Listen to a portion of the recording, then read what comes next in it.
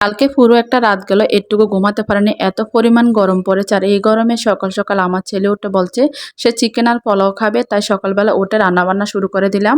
আসসালামু আলাইকুম এভরিওয়ান, সবার কি অবস্থা, কেমন আছেন? এই তো আপনাদের দোয়া ভালোবাসা, আমি অনেক ভালো আছি। তো বাসায় অন্য কোনো মাংস ছিল না, শুধু খাসির মাংস ছিল, ভাবলাম সেটাই রান্না করি। তো অনেকদিন যাবত সাবানের আব্বু বাসায় থাকে না বলে কিন্তু খাসির মাংসগুলো রান্না করা হয় না। ভাবলাম একদিন বাসায় থাকলে তার আব্বুর জন্য সুন্দর করে রান্না করব। আমরা মেয়েরা না এমনই, স্বামী সন্তান কি খাবে না খাবে সেগুলো আমরা গুছিয়ে রাখতে পছন্দ করি। তো এই তো সকাল সকাল উঠে একদম মশলা বেটে শিলপাটাতে তারপর রান্না করতেছি।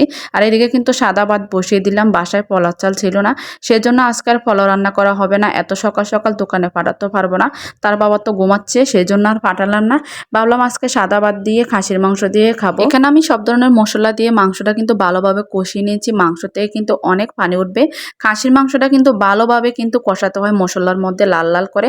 তারপরে যদি আপনি ঝোল খান, ঝোল দিবেন, বেশি হলে বেশি, কম হলে কম। কিন্তু কষা কষা খাসির মাংসটা খেতে ভীষণ ভালো লাগে। কিন্তু আমার বাসাতে একটু একটু আলু দেন লাগে, যেহেতু বাচ্চা আছে তার জন্য কিন্তু একটু আলু দেবো। এদিকে দেখেন আমার ভাতের বলক চলে আসছে, তাই ভাত জালটা একটু নিভিয়ে দিলাম, মানে কমিয়ে দিলাম। তো এদিকে মাংসটা কিন্তু আজকে আমি সম্পূর্ণ ফাটার মধ্যে মশলা বেটে তারপর রান্না করতেছি। গরুর মাংসতে যা যা মশলা লাগে খাসির মাংসতে কিন্তু সেম মশলা লাগে।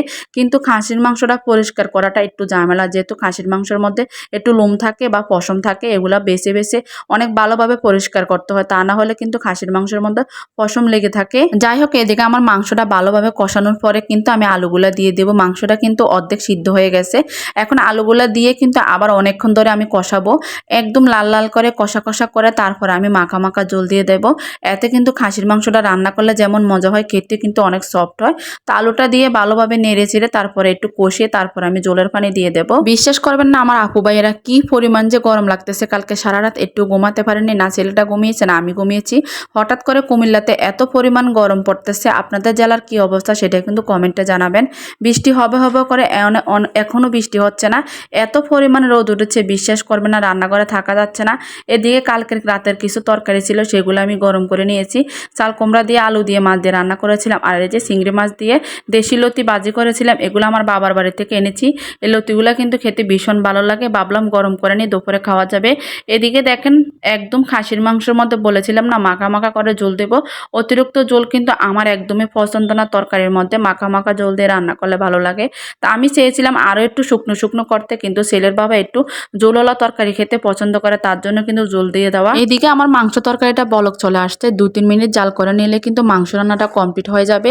লতিগুলোকে ভালো করে গরম করে নিচ্ছি, যেহেতু এগুলো রান্না করা লতি, একটু খুন্তি দিয়ে নাড়াচাড়া করলে আরও বেশি নরম হয়ে যাবে, সেই জন্য কড়াইটা ঘুরিয়ে ঘুরিয়ে একটু উল্টে পাল্টে নিচ্ছি। এভাবে গরম করলে কিন্তু লতিগুলা কিন্তু ভালো থাকে। এদিকে তো মাংস তরকারিটা একদম নামিয়ে নিয়েছি, দেখেন মাশাআল্লাহ এত সুন্দর কালার হয়েছে, খেতে কিন্তু অনেক মজা হয়েছে। আমার রান্না ভিডিওগুলো আপনাদের কেমন লাগে, যদি ভালো লেগে থাকে একটা শেয়ার দিতে বলবেন না। সবাই ভালো থাকবেন, আল্লাহ হাফেজ সবাইকে।